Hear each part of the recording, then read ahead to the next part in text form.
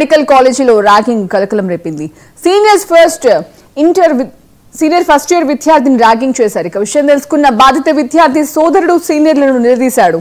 దీంతో ఆగ్రహానికి గురైన 50 మంది మెడికోలు బాధితుడి ఇంటిపై దాడికి పాల్పడ్డాడు.